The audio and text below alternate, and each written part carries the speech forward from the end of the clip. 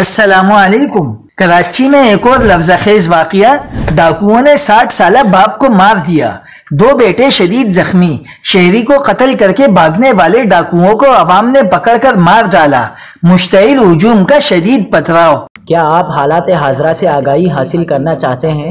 خبر کے پیچھے چھپے اصل حقائق جاننا چاہتے ہیں تو ابھی سبسکرائب کیجئے دل پاکستان کو اور ساتھ ہی گھنٹی کے نشان پر کلک کر دیں۔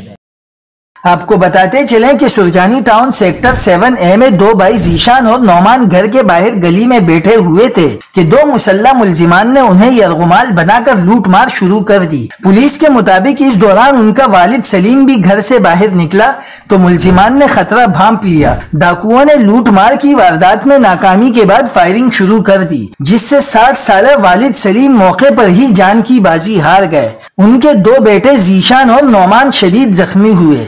اس دوران ڈاکوؤں نے فرار ہونے کی بھی کوشش کی، تاہم اس موقع پر شہری کی فائرنگ سے دونوں ڈاکو موٹر سائیکل سے گر گئے۔ فائرنگ کی آواز سن کر جمع ہونے والے افراد نے گرنے والے ڈاکوؤں پر دھاوا بول دیا اور انہیں تشدد کر کے مار ڈالا۔ مشتعل افراد نے دونوں ملزمان کو پتھر مار مار کر ہلاک کر دیا۔ واقعے کی اطلاع پر جب تک پولیس پہنچی، مشتعل عوام کے تشدد سے ڈاکو ہلاک ہو چکے تھے۔